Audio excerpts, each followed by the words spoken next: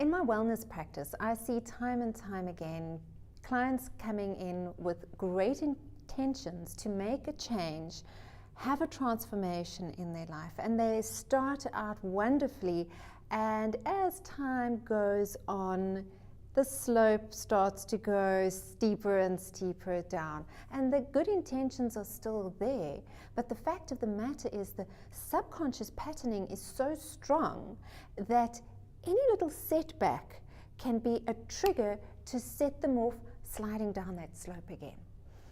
But the good news is, what I have also found in working with clients for more than a decade and specializing in stress and anxiety management that I do, I have seen that when these clients continue to work with a practitioner who is holding them accountable, that is the key, they are able to step by step rework and repattern into their brain, into their nervous system, into their whole being, what they are choosing with their conscious brain. Because when we have choices of how our life we would like our life to be consciously, but we're finding that it's not happening, it's not actualizing, there is a reason for that, because the subconscious is the dominant brain.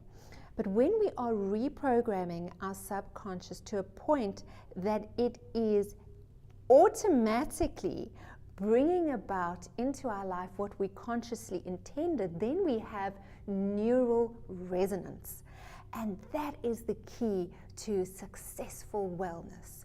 So if you would like to take your wellness to the next level, have an accountability practitioner with you and an accountability team, I invite you to experience a wellness workshop in your school, for your school.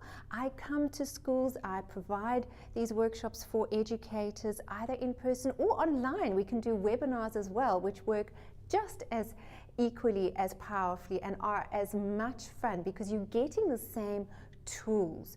Remember, your position as an educator is of such high leadership value that you need to make sure that you are looked after before you can start looking after the students and making sure that they are receiving from you what they need. You know the example of being on an aeroplane and the masks come down and there's an emergency. Who do you give the mask to, your child or yourself? As difficult as it might seem, you do give it to yourself first, so that you can help then not only your own child but all of those around you.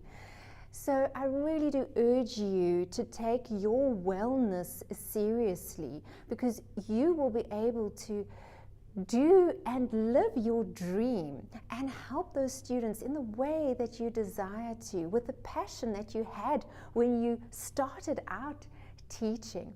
And in these workshops, that's something else we do, is we reignite that flame so that you can connect the dots again to see the pathway of your dreams and to link with the work that you're doing today with your dream and with your goals in mind. It's so important for us as human beings to live our purpose here on earth. I believe that is why we are all here. And the purpose of an educator is such a profound one that one must never underestimate its value. As stressful as it can be at times, it is for that reason that your wellness is so crucial. So I encourage you to connect with me, start a conversation, and let's see how I can assist you, either one-on-one or, as I said, coming in to work in your school with your whole team. Because when you have your support of a team, it's a huge weight off your shoulders, knowing that you have somebody to hold your back. Very important part of being an educator as well. So contact me, Helen, at helenhansen.koza.